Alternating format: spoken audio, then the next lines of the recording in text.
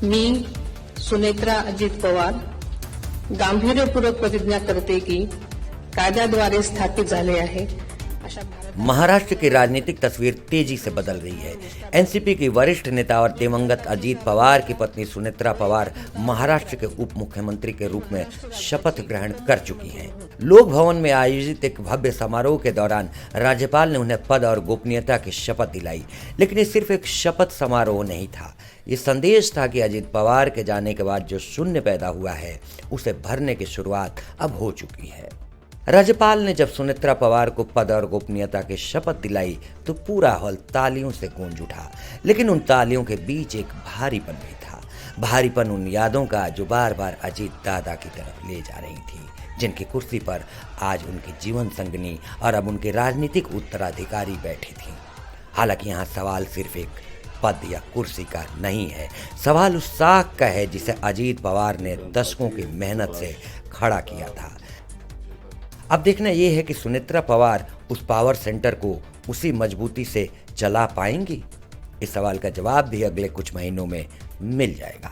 फिलहाल सबसे खास बात यह है कि शपथ के साथ ही विभागों के बंटवारे की प्रक्रिया भी शुरू हो गई है। सुनेत्रा पवार को तमाम विभाग सौंप दिए गए हैं जो अजीत पवार के पास थे, लेकिन यहाँ एक बड़ा कैच भी है, उन्हें वित्त एवं योजना विभाग नहीं दिया गया है। अजीत पवार के पास वित्त एवं योजना, राज्य उत्पाद शुल्क, खेल और अल्पसंख्यक मामलों जैसे भारी भरकम मंत्रालय थे। अब सुनेत्रा पवार के पास राज्य उत्पाद शुल्क, खेल और अल्पसंख्यक मामले तो रहेंगे, लेकिन वित्त विभाग को लेकर सस्पेंस बरकरार है। राजनीति की जानकारी से सत्ता के संतुलन के तौर पर देख रहे हैं। वित्त मंत्रालय किसी भी सरकार की रीढ़ होता है और अजीत दादा उस पर अपनी जबरदस्त पकड़ रखते थे।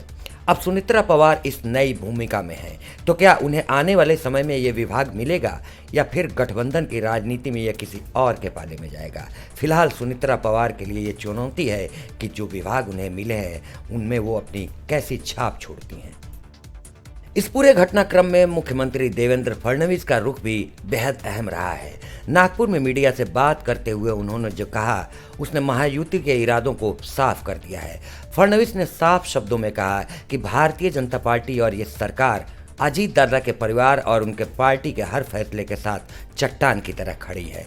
मुख्यमंत्री का ये कहना कि राकपा जो भी फैसला लेगी हम उसका समर्थन करेंगे, ये बताता है कि इस वक्त गठबंधन के भीतर तालमेल कितना गहरा है। फडणवीस जानते हैं कि अजीत पवार के समर्थकों को ये भरोसा दिलाना जरूरी है कि वे अकेले नहीं हैं, बीजेपी के लिए भी ये एक बड़ी परीक्षा है। अजीत पवार के बिना एनसीपी को एकजुट रखना और सुनेत्रा पवार को एक मजबूत नेता के तौर पर स्थापित करना महायुति के भविष्य के लिए बेहद जरूरी है। इसलिए फडणवीस का ये बयान सिर्फ एक राजनीतिक शिष्टाचार नहीं बल्कि एक ठोस चुनावी रणनीति का हिस्सा भी नजर आता है। कुल मिलाकर सुनेत्रा पवार का ये सफर आसान नहीं रहा है। साल 2024 के लोकसभा चुनाव तक वो पर्दे के पीछे रहकर काम करती थी, सामाजिक कार्यों में सक्रिय थी, लेकिन 2024 में जब उन्हें बारामती की रणभूमि में उतारा गया तो मुकाबला अपनी नंदत सुप्रिया सूले से था। वो प्रतिष्ठा की लड़ाई सुनेत्रा पवार हार गई, लेकिन उस हार ने उन्हें राजनीति के दांव पेच सिखा दिए। हालांकि हार के बाद भी उन्होंने मैदान नहीं छोड़ा। वो राज्यसभा पहुंची और अब महाराष्ट्र की उप मुख्यमंत्री हैं। ये किसी फिल्मी स्क्रिप्ट से कम नहीं है। जिस बारामती ने उन्हें चुनाव में नकारा, आज उसी बारामती और पूरे महाराष्ट्र की कमान उनके हाथों में है। लेकिन सुनेत्रा पवार के सामने अब दोहरी चुनौती भी है। एक तरफ उन्हें प्रशासन चलाना है और दूसरी तरफ अपनी पार्टी के कैडर्स को ये यकीन दिलाना है कि अजीत दादा की विरासत सुरक्षित हाथों में है। क्या वो शरद पवार और सुप्रिया सूले की राजनीतिक काट ढूंढ पाएंगी? क्या वो महाराष्ट्र की जनता के दिलों में वही जगह बना पाएंगी जो अजीत पवार की थी? ये तो आने वाला वक्त ही बताएगा। लेकिन सुनेत्रा पवार के इस शपथ समारोह के साथ ही महाराष्ट्र की राजनीति में एक नए पावर गेम की शुरुआत हो चुकी है।